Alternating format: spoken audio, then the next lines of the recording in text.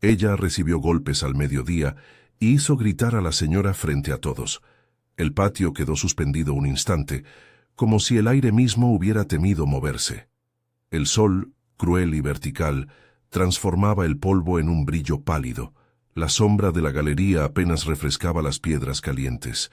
Desde la cocina llegaba un rumor de vapor y madera, el latido constante de la casa que respiraba entre fuego y cacerolas. Los perros dormían. Los hombres de la casa hablaban en la sala alta. Las mujeres, en su rito diario, eran el esqueleto de la casa grande. Iban y venían con baldes, telas y silencios encajados. Benedita estaba en el centro de esa maquinaria como una pieza que no podía dejar de girar. Sus manos conocían el canto de cada utensilio, la forma en que la plata respondía al paño, el sonido que hacía el latón cuando se calentaba. Tenía 20 y pocos años y en su rostro la herencia de risas y de dolores heredados. Su madre le había dejado más que un nombre, una regla. Nunca bajes la cabeza. No era un simple consuelo, era una cartografía de supervivencia. Benedita repetía esa frase cuando nadie la oía. Se la devolvía a la cara para mantener la verticalidad, como quien ajusta un vestido antes de entrar a un salón que no entiende la sujeción de un cuerpo negro. Aquella mañana el mediodía tronó con la trivialidad de un accidente doméstico. Un caneco plateado, el brillo que no se ve si no se mira, una gota de agua que dejó una mancha. La Siná, siempre atenta a la pureza de su brillo, hizo del desagrado un instrumento público. No era solo la mancha, era el gesto con que la señora arrugó la nariz, la manera insinuante en que su dedo apuntó al caneco, la risa hueca que procuró quien la seguía. El desprecio se desplegó como un abanico en la galería, ojos que se apartaban, risitas contenidas de criados más jóvenes, la mirada afilada del capitán de semanada. Todo esto antes de que las palabras como una cuchillada alcanzaran a Benedita. «Mira lo que haces, bestia». La voz de la Siná cortó el aire y obligó a Benedita a detener los movimientos. «¿Así limpias nuestras cosas?» El tapa no fue sino una confirmación material de la diferencia. La palma de la señora descendió. Sonó contra la mejilla de Benedita, con un ruido seco que no solo hirió la piel, sino el prestigio. Los que observaron no vieron solo el golpe, contemplaron la confirmación de un orden. Después vino el chicote, no siempre presente, pero esta vez liberado con disciplina por manos que obedecían la costumbre. El estallido del cuero fue un lenguaje que la casa entendió sin necesidad de traducción. Benedita recibió los golpes, contando interiormente cada uno, escuchando el latido de su propia sangre, registrando el frío del metal en las muñecas, la quemazón tardía en la espalda cuando la tela se tensaba. El narrador que mira desde fuera podría describir la escena con distancia anatómica, un acto de violencia en un patio a la hora en que la luz no perdona. Pero la realidad de Benedita fue distinta y más densa. Cada estalo del cuero le trajo memorias. La voz de su madre, las veces que le enseñaron a levantar la barbilla para no mostrar la rendija de miedo, el nombre de la hermana que se había ido en otro tiempo, el sabor de un mango robado en la infancia. En el golpe, la humillación pública se hizo una cosa registrada en la memoria del cuerpo. No hubo grito prolongado, porque a gritos respondía la casa con castigos mayores. Hubo un silencio que pesaba. La sangre no fue un relato abierto para contar, la casa tenía su manera de curar la carne y de marcar el alma. Cuando los hombres de la casa volvieron a sus asuntos y la Siná hizo gesto de dar por concluida la lección, las mujeres que vivían en el suelo de la senzala acudieron sin discusión. Lucia, con las manos de costurera, estuvo a punto de decir algo y lo contuvo. Su resistencia era médica y práctica, no atronadora. María, que conocía los ungüentos que curaban más la vergüenza que la piel, habló con voz baja y segura. Isabel, que siempre traía noticias de los senderos y de quienes habían pasado por la plantación, miró a Benedita con la frialdad de quien calcula. Todas juntas recogieron a la muchacha como si se tratara de un manto rasgado. La senzala esperaba con su penumbra, su olor a pólvora y a jabón, su calor que olía a cuerpos y a comida compartida. Allí, la violencia externa se transformó en ternura clandestina. Benedita dejó que la ayudaran. Le quitaron la prenda de encima con cuidado, lavaron la cara con agua fresca y frotaron con paños fragantes. La humillación, sin embargo, no se enjuagaba tan fácil. Quedó en la mirada, en la manera en que las otras la miraban y al mismo tiempo la sostenían. En la oscuridad de la senzala, el gesto de curar era también un diálogo sin palabras. Lucia puso una mezcla tibia en la mejilla, humedeció un paño en agua de hierbas. María hablaba en voz baja para que el sonido no escapase hasta la cocina. Isabel, que había oído los rumores del coronel y del capataz, trazó con la mirada una cartografía del riesgo. «No es solo el golpe», dijo Lucia con la seriedad de quien no exagere. «Es lo que quieren que dejemos en el cuerpo, que la cabeza baje, que sepamos nuestro lugar». Benedita por dentro sintió cómo la consigna materna resonaba. «Nunca bajes la cabeza». No era un mero símbolo, era una orden práctica. Levantar la barbilla significaba mantener la máquina de la casa sin ceder hasta tener un plan. Significaba que, cuando la oportunidad llegara, su cuerpo sabría que el punto de apoyo estaba allí, en la verticalidad. Hablar de venganza no era la palabra. Hablaban de dignidad, de la propiedad sobre su propio cuerpo frente a la usurpación del poder. La conversación que siguió fue rápida, afilada, llena de cálculos. No hubo fanatismo ni exaltación. Sabían que responder con violencia descendería a una lotería mortal. Lo que querían, y esto lo repetía María con una mezcla de rabia contenida y prudencia, era un gesto que devolviera la humillación a quien la había administrado, un gesto simbólico, que sacara por un rato la medida del poder del revés, que hiciera gritar a la señora y en ese grito mostrara que el orden no era tan absoluto como se pensaba. Planearon a la manera de las mujeres que cosen en voz baja, con paciencia, con manos que saben medir y cortar.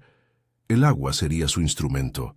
Agua caliente, condensada por el oído del ritual del baño de la señora, el mismo que la Siñá consideraba espacio inviolable. No buscaban quemar sino humillar. La idea era sencilla y arriesgada a la vez. Todo dependía del tiempo, del sonido del fuego en la cocina, de la presencia del coronel en su despacho, de la obediencia o la duda del capataz. También dependía de cosas más pequeñas. El tipo de balde que usarían, el lugar donde dejar el resto de la leña contra las horas, la interrupción del servicio habitual. Joaquín, conocido en las cercanías como Mano, porque su destreza con la barca y los atajos era proverbial, no apareció todavía en la cocina. Su nombre surgió como proyecto futuro, la promesa de una vía de escape si la necesidad de huir llegaba. Pero antes de pensar en ríos y en travesías a oscuras, debían hacer una jugada dentro de la casa, donde estaban sus propias reglas. De allí se podía sacar rumor, se podía sacar miedo, ese rumor que anida en bocas ajenas y con el tiempo se convierte en mito. Las mujeres de la senzala lo supieron siempre. Una cosa hecha con decisión y compartida con cautela, puede cambiar la manera en que una casa se coloca frente a sus sirvientes. La logística fue un ejercicio de ingenio doméstico. Ajustaron los fuegos de la cocina con la sutileza de quienes miden por color y olor. Un fuego más avivado en la olla de la mañana, otro más bajo en la que guisaba para la tarde. Manipular el humo sin llamar la atención era un arte. La selección de los baldes fue crucial. Había uno de zinc que brillaba en un rincón, una pieza común, pero lo bastante grande, un balde de madera que podía retener mejor el calor, un pequeño recipiente de latón que sería fácil de transportar sin llamar la atención. Eligieron el de madera por la temperatura que guardaba, por su peso, por el sonido que hacía al chocar con el umbral. Cada objeto tenía memoria y función. En la senzala, el reparto de tareas fue rápido. Lucia se encargaría del mantenimiento del fuego. María vigilaría lo que ocurría en la galería. Isabel se ocuparía de distraer a quien pudiera sospechar. Benedita tendría el gesto final, la decisión que todo acto necesita, sostener el balde hasta el borde del umbral y dejar que el agua haga el resto. No era una tarea improvisada.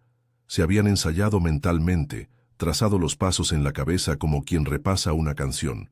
La entrega de roles no era una jerarquía impuesta, sino una concesión práctica, una suma de habilidades. Cada una ofrecía aquello en lo que era fuerte.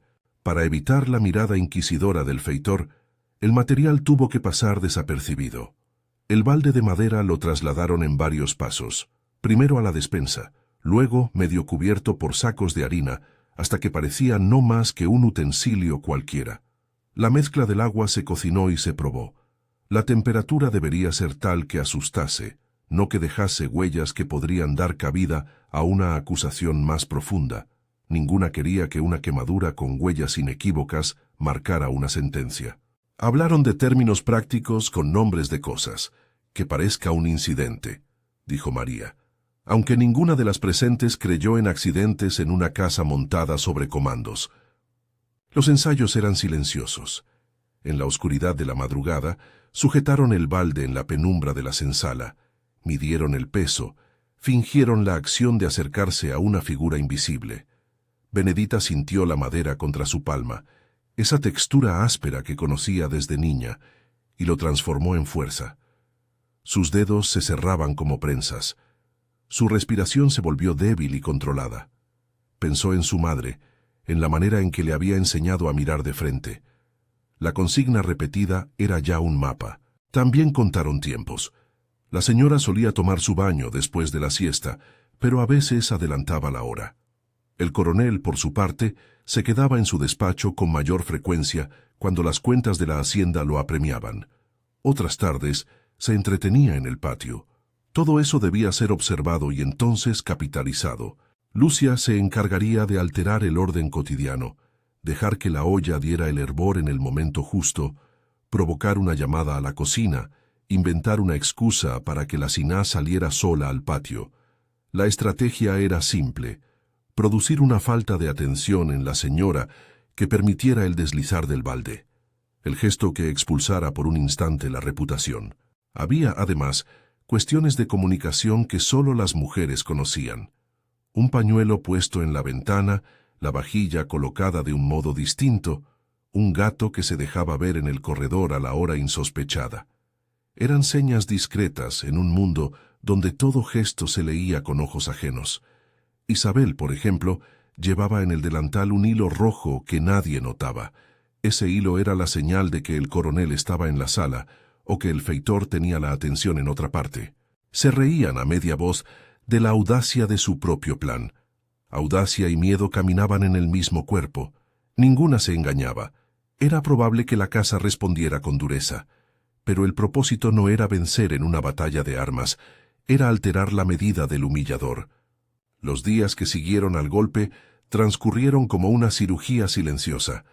Las mujeres se movieron con una precisión que recordaba al trabajo en la costura: cortar el tiempo en pedazos, coser pequeñas trampas y luego ocultar la puntada. Benedita volvió al trabajo con la cara aún sensible, pero con una nueva concentración. Cada vez que la Siná pasaba por su lado, Benedita practicaba la verticalidad. Respirar, mirar a los ojos y luego bajar la mirada solo cuando era necesario. No llegó a una calma fría, había un fuego bajo que la impulsaba. No se trataba de odio simple, era la combustión de la indignidad convertida en proyecto. A veces miraba el espejo de la sala de la Siná, que reflejaba su imagen como una lámina extraña, la cara de quien debía servir y al mismo tiempo la semilla de la revuelta. El día clave se acercaba en pequeños movimientos. La casa fue, sin saberlo, cediendo a su propia rutina: el protocolo de la siesta, las labores del servicio, la costumbre del almuerzo. El plan dependía de que nada extraordinario ocurriera. Al tercer día después de la ladilla sobre el caneco, la Siná salió a la galería con su abanico, como si nada hubiera pasado. Llevaba su espejo bajo el brazo, ese espejo que era más señal que objeto, cuyo brillo y cuidado era un rasgo de orgullo. Lo dejó sobre la mesa de la galería para secarlo o exhibirlo. No podía imaginar que, dentro de unas horas, ese brillo sería motivo de risa y temor, porque las cosas a las que el orgullo da importancia son las que más fácilmente se fracturan. Antes de la ejecución mental, hubo otra ronda de cuidados en la senzala. Lavaron, plancharon y prepararon. Se hicieron señas para confirmar la hora.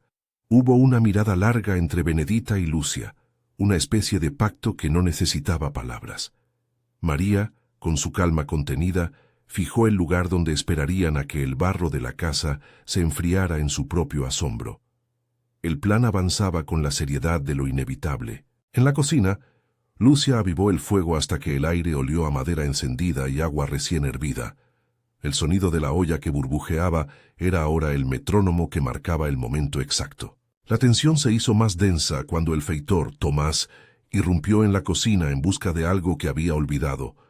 Hubo una fracción de segundo en que Benedita sintió que el plan peligraba, pero Tomás se entretuvo con una palabra, reclamó una cazuela y se fue. Su presencia dejó en el ambiente un residuo de riesgo que hizo que todas las mujeres contuvieran la respiración. Isabel, con movimientos suaves, apartó la mirada de la puerta y volvió a sus telas, como si nada. En la sala alta, por supuesto, nadie se daba cuenta del pequeño universo que se tejía abajo.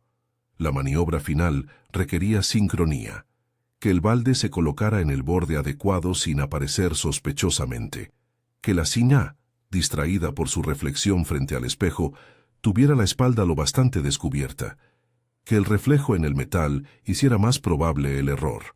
La idea era simple en su concreción: verter el agua que había guardado el calor de la cocina sobre la figura de la señora en el patio, provocar su grito, ese grito que sería la contrapartida sonora al tapa y al chicote, y en ese grito enseñar que una humillación podía devolverse. No buscaban igualdad de daño, sino la inversión simbólica del poder. Por unos segundos, la casa vería que la señora también podía ser vulnerable. Mientras la tarde estiraba su luz, Benedita juntó sus fuerzas. Sus dedos se cerraron sobre la madera del balde y la sensación era la de llevar algo más que agua. Llevaba la memoria de su madre, la voz de Lucia, la ironía contenida de María, la mirada firme de Isabel. Era un paquete de rabia y cordura, de dolor y cálculo. Cada paso que dio hacia la galería le hizo más consciente del silencio que iba dejando detrás. Las paredes, los utensilios, los ojos que quizá la observasen por las rendijas. La casa tenía fisuras, y las fisuras eran lo que ellas buscaban explotar. No obstante, en el borde de esa decisión, las dudas aparecieron como sombras momentáneas. Benedita pensó en el precio de lo que haría, en la posibilidad de represalias duras, en la manera en que la vida de sus compañeras se vería afectada, en la culpa que podría caer sobre sus hombros. Pero todas las veces que la duda se asomó, la consigna materna se impuso: nunca bajes la cabeza. Era una verdad sencilla que no borraba el miedo, pero que lo contenía y lo convertía en propósito. Si no se atrevía ella ahora, la humillación se convertiría en costumbre, y su carne en la prueba de que la dignidad había sido domesticada. La escena empezó a tensarse cuando la Siná salió al patio con su espejo en la mano. El brillo del metal le devolvía una imagen que le gustaba: la piel estirada, el vestido bien sujeto, la solvencia que la casa le había dado. Lo que Benedita vio fue el mismo reflejo pero invertido: una mujer vieja y vulnerable, con su propio temor envuelto en encajes. La Siná no escuchó los pasos detrás. Su mundo estaba reducido a su reflejo, que le consentía la ilusión de control. En ese instante, Benedita se sintió como si todo lo vivido se condensara en la madera fría del balde. Era la bifurcación entre dejar que la vida siguiera como antes o tomar una acción que modificara la medida del orden.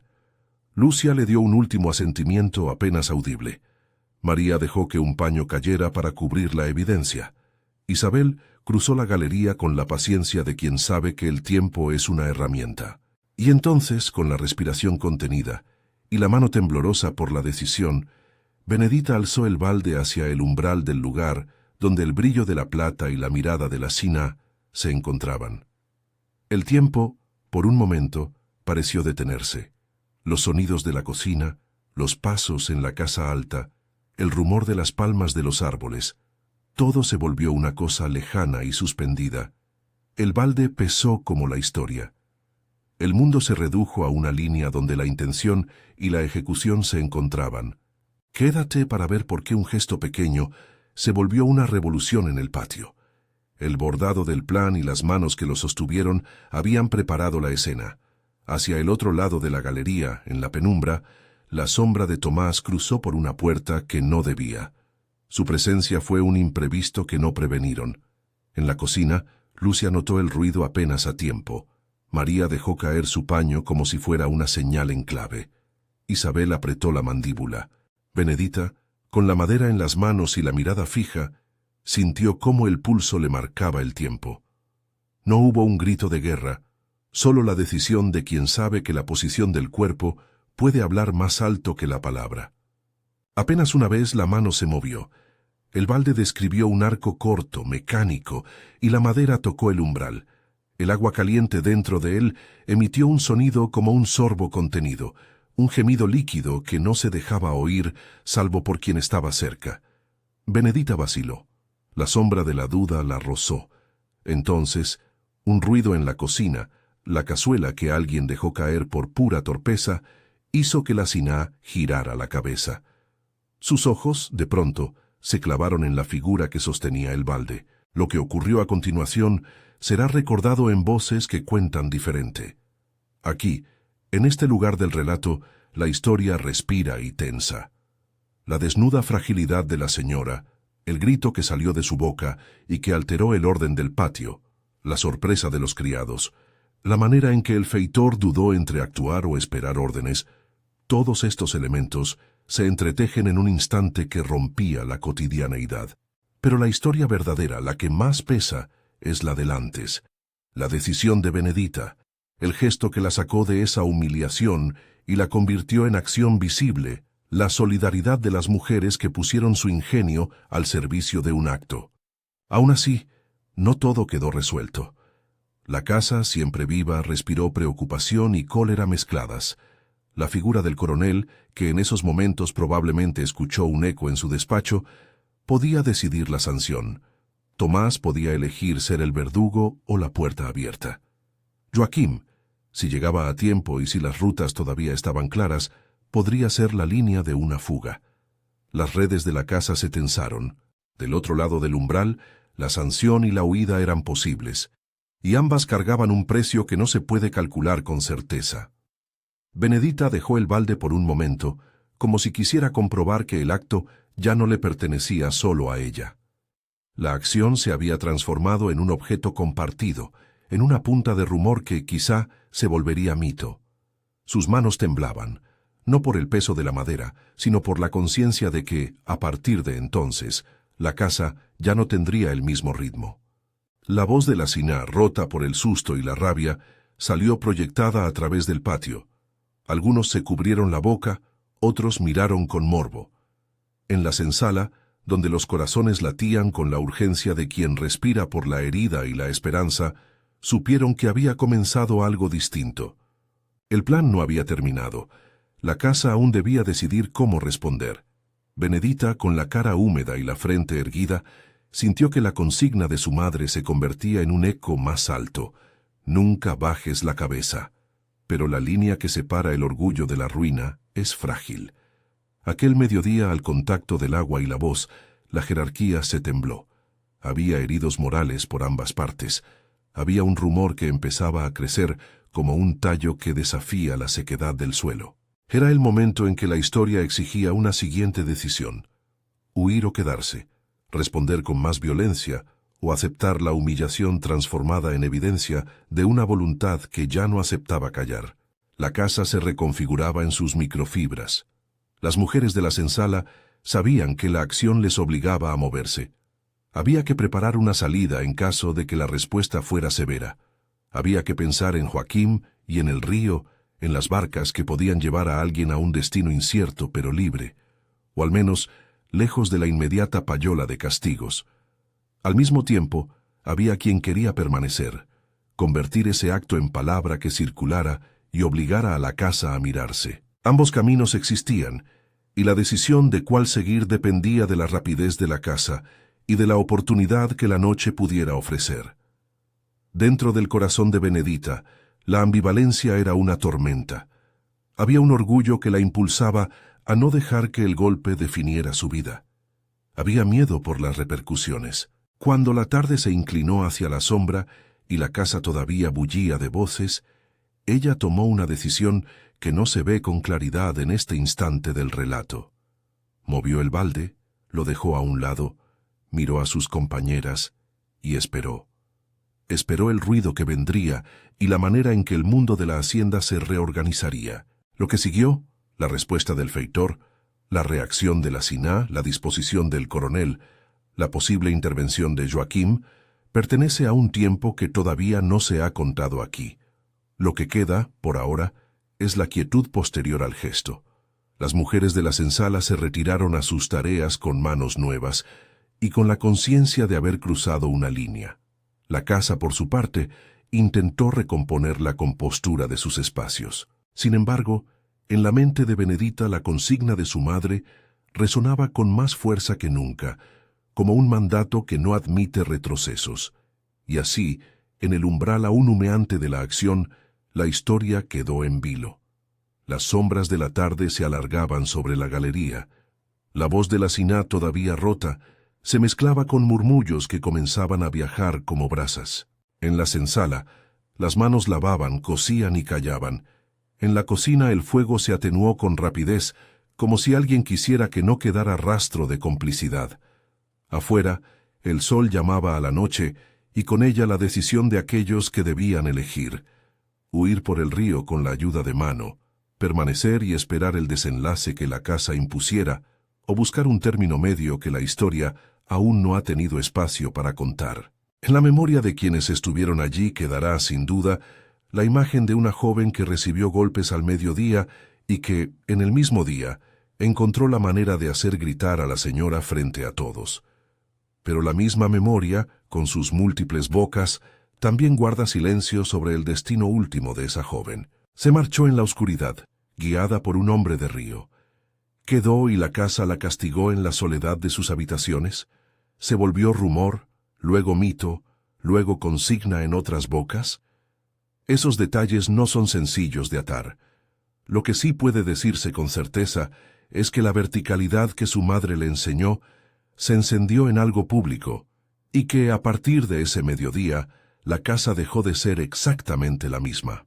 La tarde siguió su curso con la agonía de una herida abierta. Los pasos de la casa se hicieron más pesados, como si el suelo mismo contuviera el aire para no delatar la inquietud. De la sala alta, la voz tensa del coronel se elevó, breve y cortante. Era una orden que no necesitó explicaciones.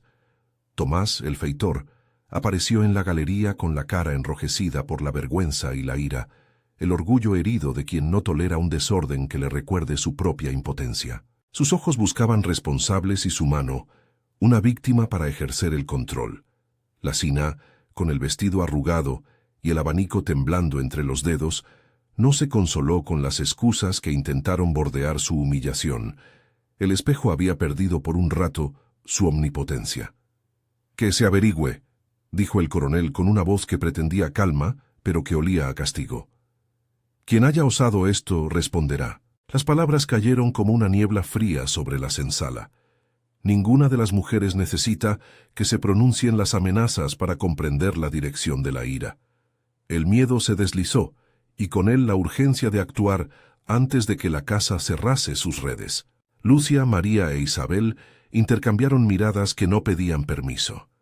La decisión estaba tomada desde el momento en que el agua había golpeado el orgullo de la señora. Había que alejarse antes de que esas palabras se convirtieran en manos y listas de nombres. El primer interrogatorio fue rápido y violento en su forma de tensa cortesía.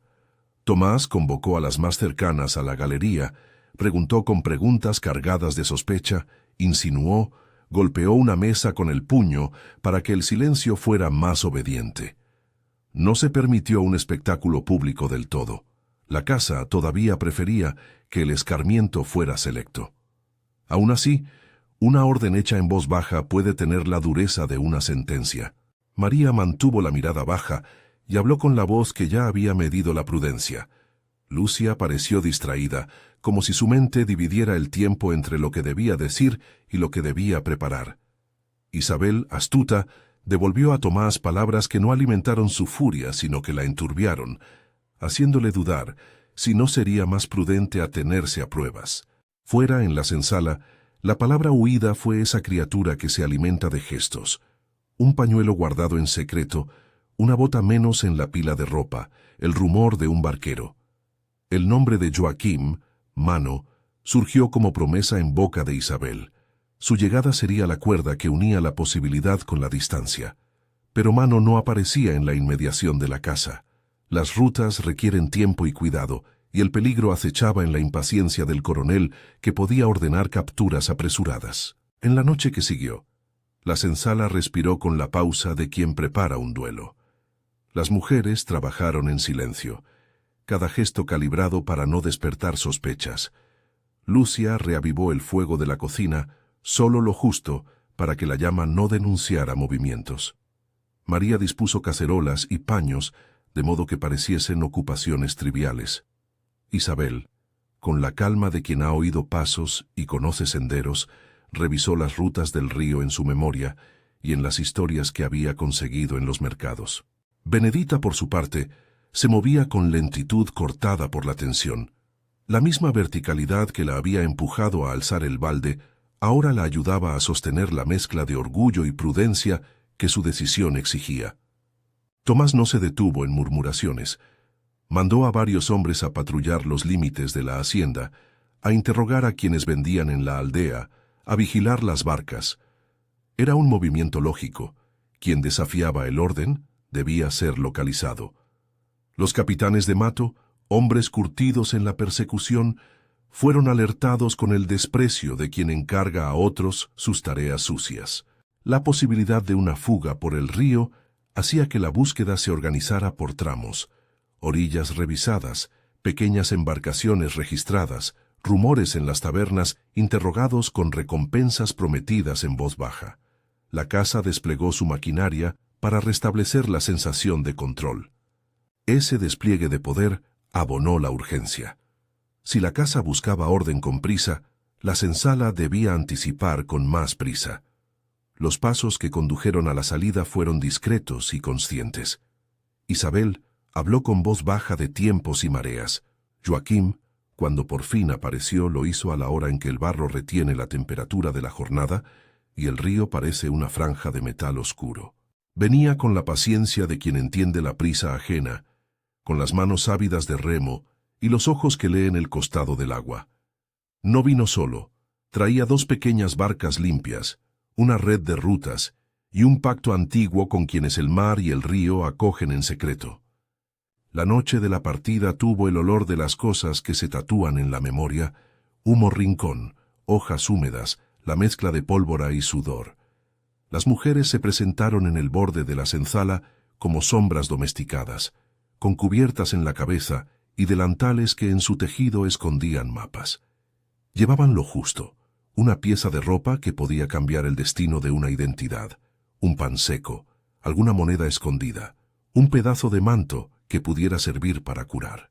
Benedita guardó su vestido más preciado dentro de una bolsa, y junto con la bolsa, una hebra del cabello que su madre le había atado en la infancia.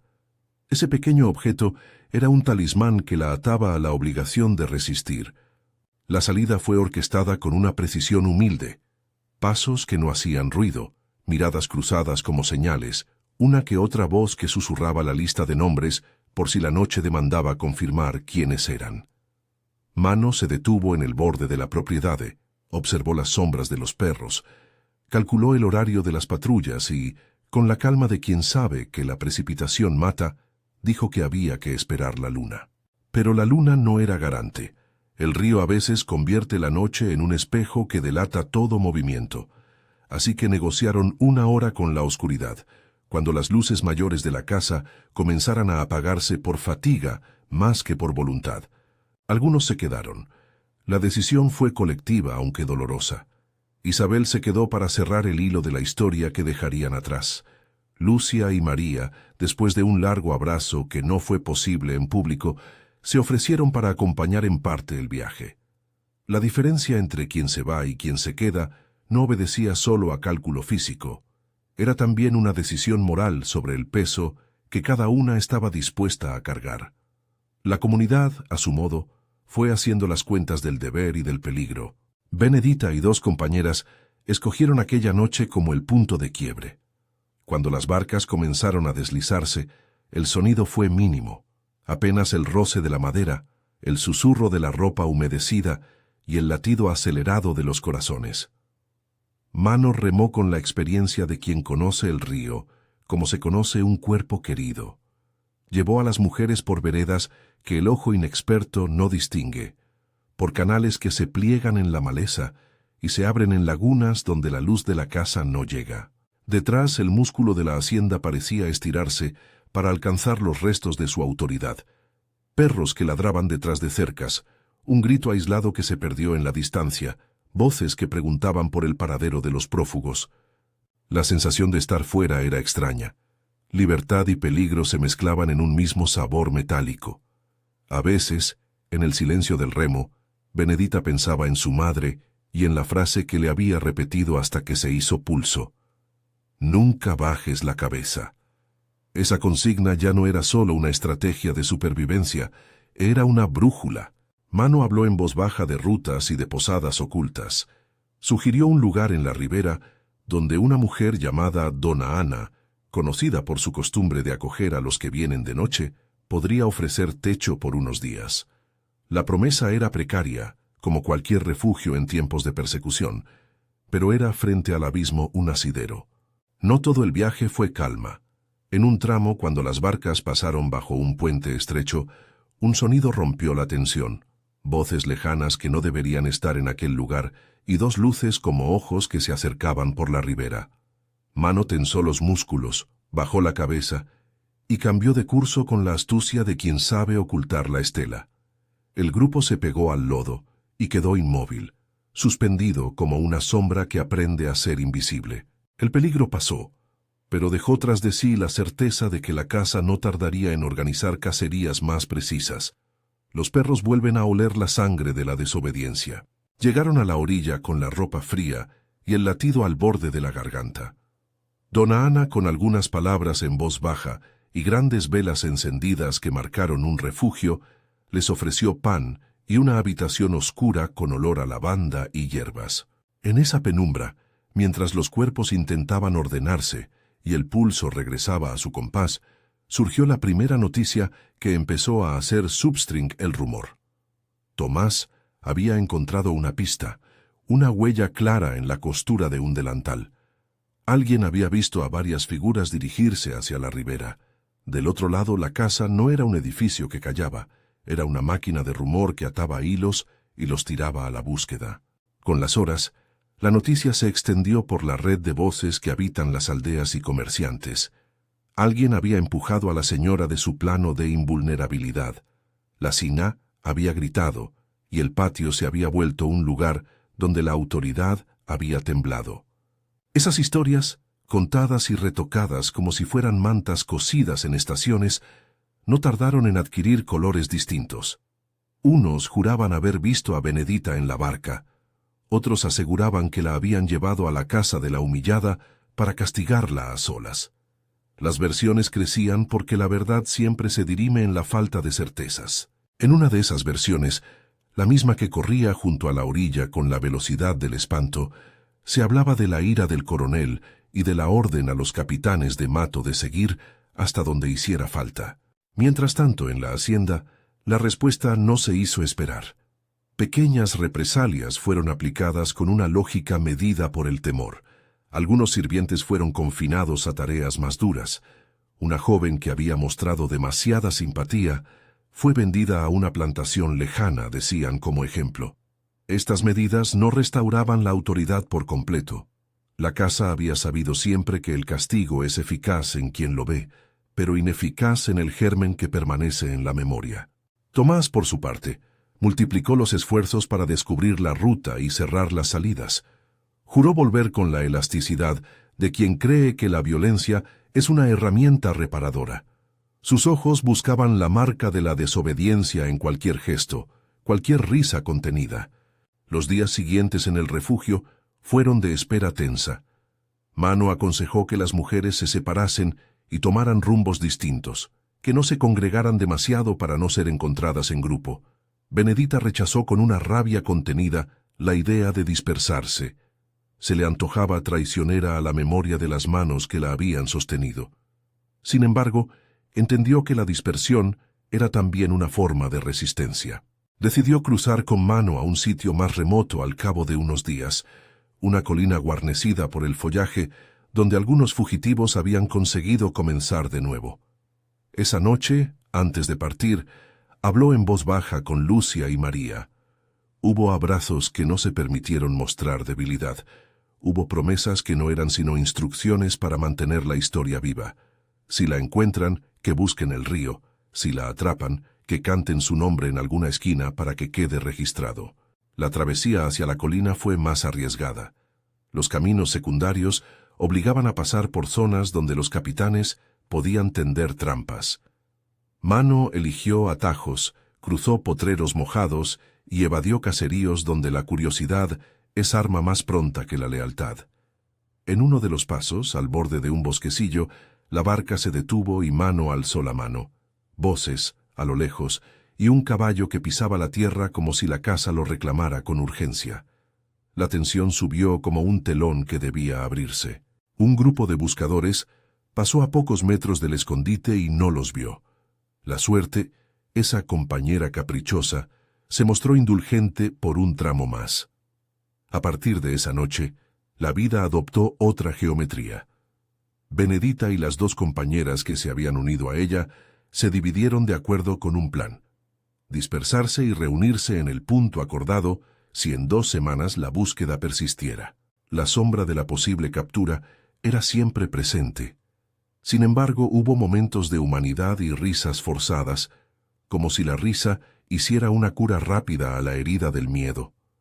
Las mujeres compartían historias de infancia, de mangos robados bajo la sombra de árboles, de canciones que le servían a la memoria como hilos. Benedita, a veces, hablaba de su madre en un murmullo que la sostenía y la mantenía firme. En la hacienda, la ausencia se volvió rumor sólido. La Siná, con la seguridad quebrada, endureció su mirada. El coronel mandó más hombres a las rutas y ofreció pequeñas recompensas a quien entregase noticias. La casa pensó que con dinero y miedo podría restablecer la quietud. Pero los relatos que comenzaron a circular en las aldeas tenían la elasticidad de la libertad.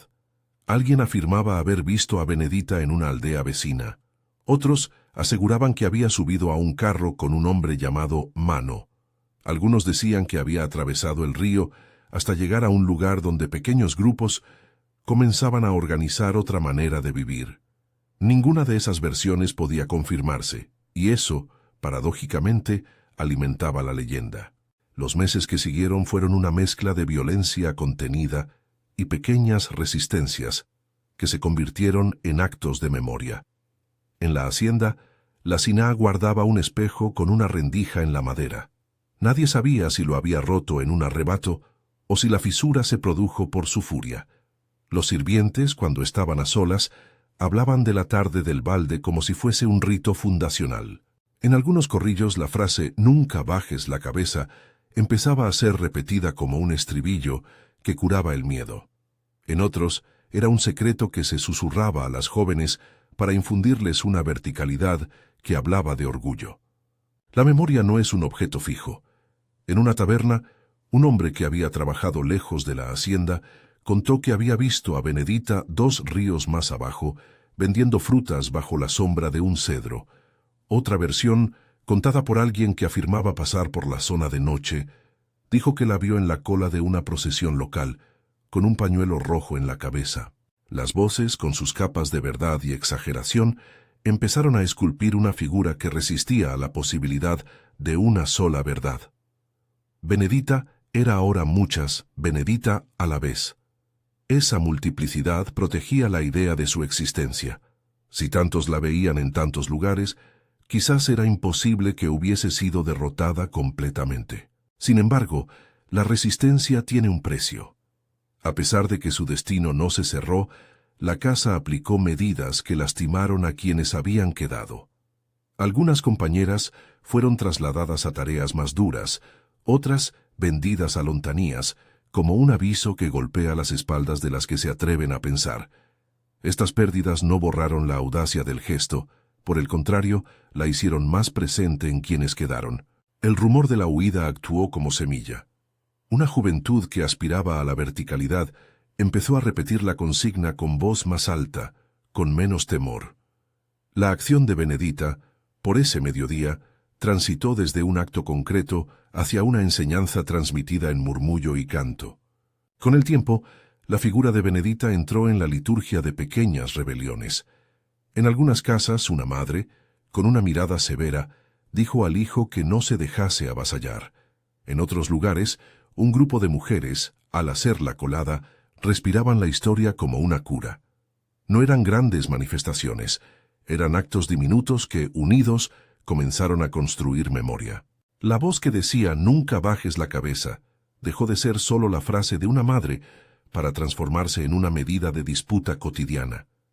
Era el nombre de la dignidad que, en pequeñas victorias, se negaba a desaparecer. Aparecieron también canciones, rimas que no pretendían ser poesías pulidas, sino maneras de recordar sin exponer. Versos que hablaban de una joven con un balde de madera que convirtió en espejo la autoridad de la señora. Las letras variaban, las estrofas aumentaban y reducían detalles según quien las murmuraba. Pero la esencia era la misma, un gesto que devolvió la humillación y que mostró que la verticalidad puede ser una forma de insurgencia. La transmisión oral hizo de Benedita un símbolo. La incertidumbre sobre su destino no redujo su poder, sino que lo multiplicó. Una mujer que quizás estaba viva, quizás muerta, quizá lejos o quizá escondida, se transformó en imagen que servía a la memoria colectiva. Así se fue tejiendo la leyenda. Con el paso de los años, algunos testimonios se mezclaron con invenciones piadosas. Unos decían que se escapó hasta un refugio donde hombres y mujeres vivían en libertad. Otros afirmaban que se acercó a quilombos, comunidades de resistencia, y allí forjó otra vida. Ninguna de esas versiones pudo ser verificada, y justamente esa falta de certeza alimentó la fuerza del relato. Lo que importa era la posibilidad de la libertad, la prueba de que alguien había respondido a la humillación con un acto que cambió el rictus del poder por un instante decisivo. En la Casa Grande, la memoria dejó su propia marca. El espejo de la Signa nunca recuperó el brillo de antes. En reuniones futuras, su reflejo pertenecía a una mujer que había aprendido que la vulnerabilidad era también una condición humana. Para el coronel, la historia fue una irritación que con el tiempo se enterró bajo la acumulación de cuentas y plantaciones. Sin embargo, la fisura quedó, una rotura en la aparente inmutabilidad del orden. La casa siguió inevitablemente con su maquinaria. Los mismos sonidos llenaron sus estancias, pero con un eco distinto en algunos de sus rincones. El eco de una tarde en que el agua y la decisión hicieron trizas una indiferencia que creían indestructible. La pregunta esencial, ¿qué había pasado con Benedita?, quedó sin respuesta categórica, como un fósforo apagado que todavía conserva la chispa. A algunos llegó la noticia de que fue vista en otros bordes, a otros la certeza de que había caído en manos de capitanes, a unos pocos la convicción de que había alcanzado un lugar donde el latido no era dictado por el látigo. Todas las versiones convivieron, y en esa convivencia la figura siguió creciendo. La gente cuenta lo que satisface su necesidad de sentido. Para unos, es la historia de la heroína que se convirtió en ejemplo. Para otros, un aviso sobre el coste de la desobediencia. Ambas lecturas son parte de la misma verdad compleja. Lo que no admite discusión es el legado. En las cocinas, en los patios, entre las jóvenes y ancianas, la consigna de la madre se mantuvo como un mandato que no pide heroísmos desmedidos, sino la dignidad de una mirada erguida ante la vergüenza impuesta. La frase circuló en los trabajos cotidianos, no como un llamado a la confrontación sin causa, sino como un recordatorio de que el cuerpo propio es territorio que merece defensa. La memoria colectiva hizo de aquel balde un símbolo que las nuevas generaciones podían usar para pensar su propia resistencia, no necesariamente para emular la acción física, sino para reconocer que la dignidad puede ser defendida en actos pequeños y a veces portentosos. Las mujeres que acompañaron a Benedita siguieron viviendo con las huellas de esa tarde. Algunas fueron vendidas, otras sonrieron con más frecuencia a las jóvenes que llegaban. Algunas, en los últimos años, murmuraban su nombre como un rezo laico, Benedita.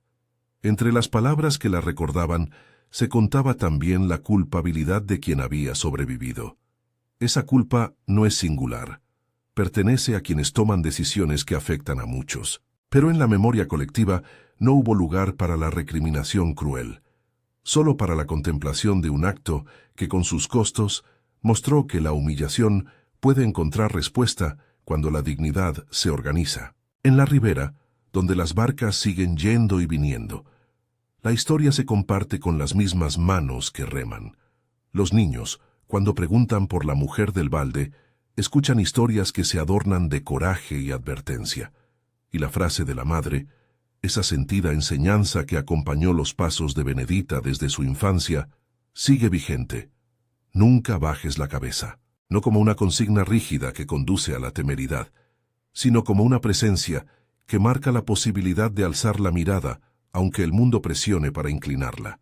Así se cierra este relato, sin cerrar la vida de quien lo encendió. La historia de la muchacha que recibió golpes al mediodía y, ese mismo día, hizo gritar a la señora frente a todos, no pertenece ya únicamente a un hecho puntual, pertenece a las bocas que la repiten, a las manos que reman en la oscuridad de una noche, a las niñas a las que se les enseña a caminar erguidas. Benedita puede haber seguido su camino en la bruma del río, puede haber encontrado refugio o una vida nueva, puede también haber sido atrapada y sometida a castigos que no se cuentan aquí. Lo que permanece, incorruptible por las historias y los silencios, es la huella que su acción dejó, un rumor que se hizo consigna, una lección de dignidad que no admite sumisión. Si esta historia ha resonado en ti, compártela para que la memoria no se apague. Comenta cuál momento te atravesó más, y así mantendremos viva la voz que dijo, y sigue diciendo, nunca bajes la cabeza.